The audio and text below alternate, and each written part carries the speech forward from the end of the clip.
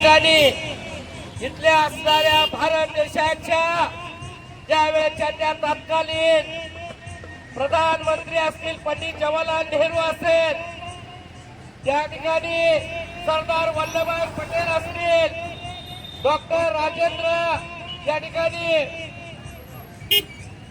असतील आणि अशा सर्वांना या ठिकाणी सांगितलं देश तर स्वातंत्र्य झालेला आहे, परंतु आम्ही देश या ठिकाणी सोडणार नाही, इंग्रजांनी देश सोडणार नाही म्हणून असं सांगितल्यानंतर त्यांना कारण विचारण्यात आलं, देश तुम्ही स्वातंत्र्य केलाय आणि देश का सोडत नाही?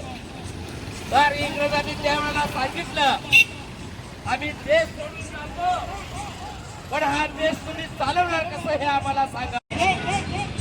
इथं असणाऱ्या तत्कालीन असणाऱ्या सर्व नेते मंडळीवरती ज्या वेळेला हा विषय आला त्यावेळेला प्रत्येक जण या ठिकाणी एकमेकाच्या तोंडाकडे बघू लागले.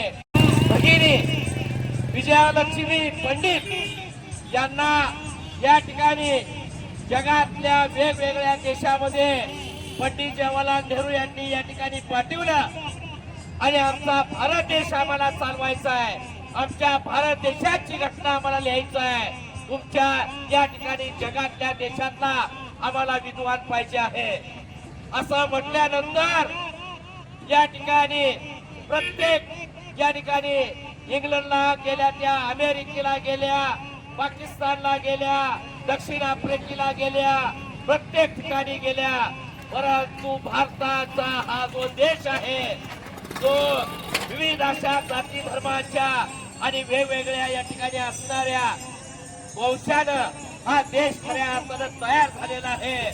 6,500 जाती आणि त्याच्या पोटसाठी या सर्वांना समान न्याय आणि अधिकार द्यायचा असेल तर या देशाचं संविधान कोणी लिहायचं हा पेच निर्माण झाल्यानंतर विजया लक्ष्मी पंडित यांना तिथून या ठिकाणी सगळ्या जगातल्या देशाच्या प्रमुखांनी सांगितलं की तुमच्या भारताचं संविधान लिहिण्याइतपत आमच्याकडे तेवढी या ठिकाणी विद्वत्ता नाही, आमच्याकडे तेवढी बुद्धिमत्ता नाही, आमच्याकडे तशा पद्धतीचा माणूस नाही.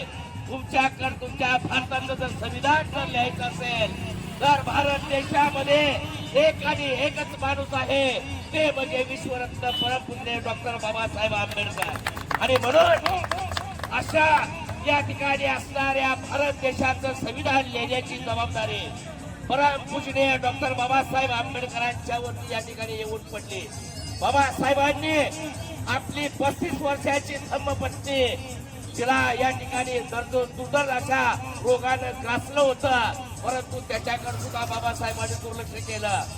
बाबासाहेबांच्या अंगामध्ये 12 या ठिकाणी विविध अशा रोगांनी बाबासाहेबांना पकडलेलं होतं. आपल्या जीवाची सुद्धा बाबासाहेबांनी काळजी केली नाही. आपली 4 मुलं बाबासाहेबांनी रमाईच्या मांडीवरती या ठिकाणी खऱ्या अर्थानं तडफडून मारली आणि या देशाचं 2 वर्ष 11 महिने 11 दिवसाचा प्रदीर्घ काळ घेऊन या भारत देशाची महान अशी राज्यघटना बाबासाहेबांनी या ठिकाणी खऱ्या अर्थानं निर्माण केली आणि आपल्यामध्ये 6,500 जाती असतील, त्याच्या पोट जाती असतील, अशा सगळ्यांना न्याय, सत्ता, स्वातंत्र्य आणि बंधुत्वाच्या समतेच्या एका धाग्यामध्ये बाबासाहेबांनी आपल्याला समान न्याय आणि अधिकार दिले. हे बाबासाहेबांचं संविधान आहे. त्यावेळेच्या त्या काळामध्ये एका दलित समाजामध्ये जन्मलेले बाबासाहेबांना वर्गाच्या बाहेर बसवून बाबासाहेबांना या ठिकाणी खऱ्या अर्थाने या व्यवस्थेने शिकवलं.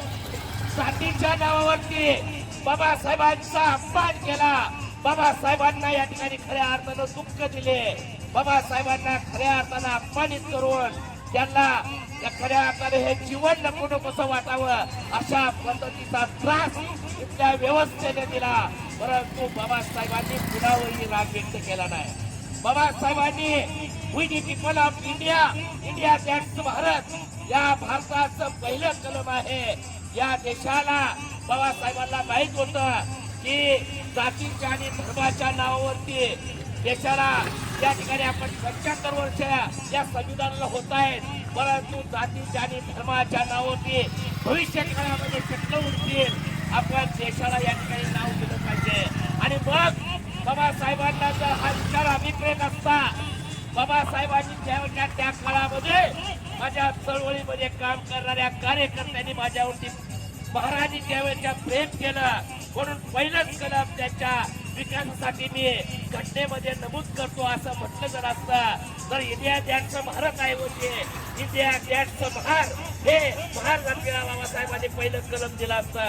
परंतु बाबासाहेबांनी अशा पद्धतीने कुणावरती राग काढला नाही. त्या जातीमध्ये जन्मले म्हणून बाबासाहेबांनी त्यांच्या विकासासाठी या ठिकाणी लिहिलेलं आहे. तर 340वा कलम हे इथला असणारा साडी, कोळी, माळी, तेली, तांबोळी, सनगर, धनगर, कुणबी, मराठा अशा 52% ओबीसी समाजाला बाबासाहेबांनी या ठिकाणी 340व्या कलमानुसार या देशातल्या राज्यघटनेमध्ये पहिल्यांदा या ठिकाणी हक्क आणि अधिकार दिले आणि 341-42 नंतर या ठिकाणी बाबासाहेबांनी इथल्या असणाऱ्या अनुसूचित जाती आणि जमातीला दिले. म्हणजे इथं सगळ्यात मोठा जो या ठिकाणी समाज आहे की जो ओबीसी समाज आहे त्या समाजाला बाबासाहेबांनी 340व्या कलमानुसार या ठिकाणी पहिल्यांदा हक्क आणि अधिकार दिले. म्हणून इथल्या जातीच्या या ठिकाणी धर्माच्या लोकांनी बाबासाहेब जरी या ठिकाणी महाजातीमध्ये नाताच्या मध्ये असले तरी भारताचं संविधान देताना बाबासाहेबांनी इथल्या असणाऱ्या मानव जातीचा तर विचार केलाच केला, पण इथं असणारे जे झाडोतुंब आहे, इथं असणारे जे गौण खनिज आहे, इथल्या असणाऱ्या वाळूच्या कणावरती सुद्धा बाबासाहेबांनी संविधानाच्या माध्यमातून त्या गौण खनिजाला सुद्धा बाबासाहेबांनी अधिकार दिला आणि खऱ्या अर्थानं संविधानामध्ये न्याय दिला. आणि म्हणून एक संविधान हे आपल्या सर्वांचं कवच कुंडल आहे. जर संविधान जर संपलं तर या ठिकाणी भारत देश या ठिकाणी संपणार आहे.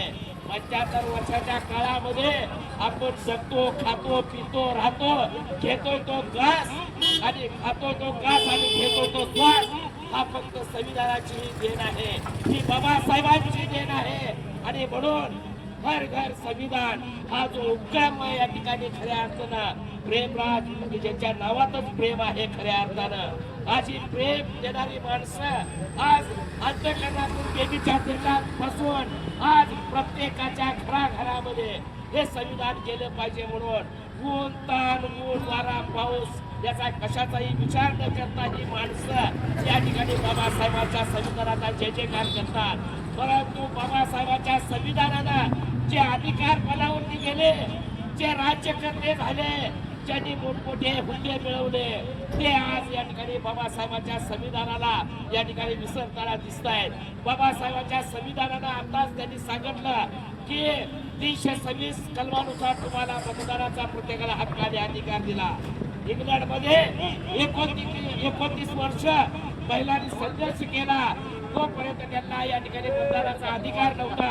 तो मतदानाचा अधिकार बाबासाहेबांनी वोटिंग पॉवर जो ते आपल्याला राजा बनवलं बाबासाहेबांनी. आपण राजा आहोत. जो मतदार आहे इतका जो मतदार आहे तो सगळा या ठिकाणी बाबासाहेबांनी राजा केला, त्याला राजा बनवलं आणि तोच राजा आज खऱ्या अर्थाने भिकारी होतोय का अशा पद्धतीची परिस्थिती आज या देशामध्ये निर्माण होताना दिसते आहे. कारण राज्यकर्त्याची जबाबदारी आहे या देशातल्या संविधानाच्या माध्यमातून या देशातल्या प्रत्येक या ठिकाणी माणसाला अन्न, वस्त्र, आरोग्य, पाणी, शिक्षण अशा मूलभूत गरजा त्यांच्यापर्यंत या ठिकाणी पोहोचल्या पाहिजे, त्यांना मिळाल्या पाहिजे.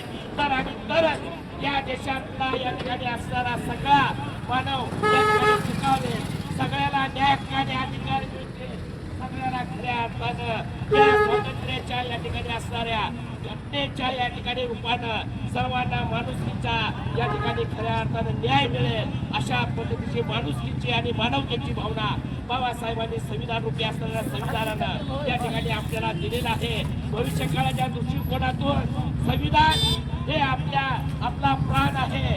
जर संविधान जर संपलं तर आपण या ठिकाणी संपणार आहोत. अशा पद्धतीच्या भूमिकेनं आज आपल्याला या ठिकाणी जगावं लागेल. भविष्य काळामध्ये बाबासाहेबांच्या संविधानाचा जागा हा या ठिकाणी खऱ्या अर्थाने झाला पाहिजे. महिलांना विशेष असे अधिकार त्यावेळेच्या मनुस्मृतीने टाळले होते. चूल आणि मूल एवढ्या गरजेत महिलांना या ठिकाणी तेवढ्या पद्धतीने आणलं होतं. आज महिलांना लहान लहानपणी लग्न केल्यानंतर पतीच्या चितेवरती खऱ्या अर्थानं महिलांना जाळून मारलं जात होतं. परंतु घटनेच्या रूपानं बाबासाहेबांनी महिलांचा सन्मान केला.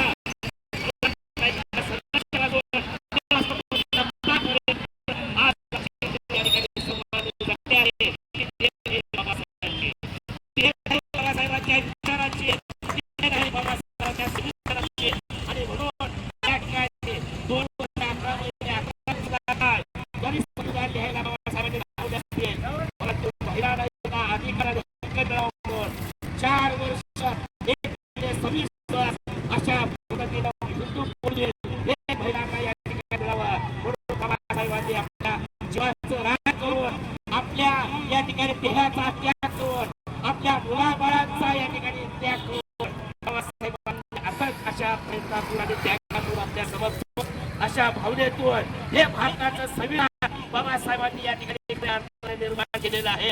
आणि म्हणून आज उद्या जातीच्या आणि धर्माच्या नावाखाली जर शेकलं पडले तर आपला भारत देश सुद्धा श्रीलंकेच्या या ठिकाणी दिशेला जायला वेळ लागणार नाही. आणि म्हणून घर घर संविधान हा जो उपक्रम आहे तो या ठिकाणी खऱ्या अर्थानं उपक्रम न राहता खऱ्या अर्थानं तो समजून घेतला पाहिजे आणि खऱ्या अर्थानं तो जाणला पाहिजे.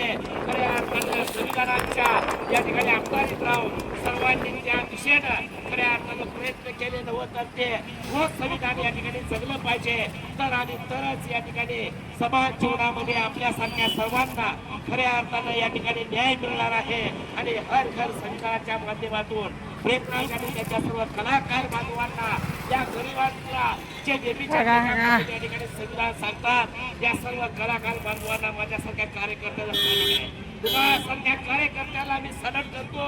कारण बाबासाहेबांचं संविधान आज खऱ्या अर्थानं तुम्ही जीवन ठेवण्याचा या ठिकाणी प्रयत्न करतात ज्याची जबाबदारी आहे. आणि म्हणतात की हे आजादी झुकी है, देश की जनता झुकी है.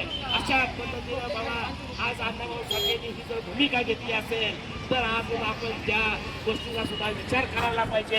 आणि खऱ्या अर्थानं न्याय प्रक्रियेमध्ये आपल्याला न्याय सत्ता स्वातंत्र्य बंधू भावाच्या एका जाग्यामध्ये गुंतण्यासाठी कालिदास कोरवडे आणि त्याच्या सर्व या ठिकाणी टीमचं आमच्या सांगोला शहर आणि तालुक्याच्या तमाम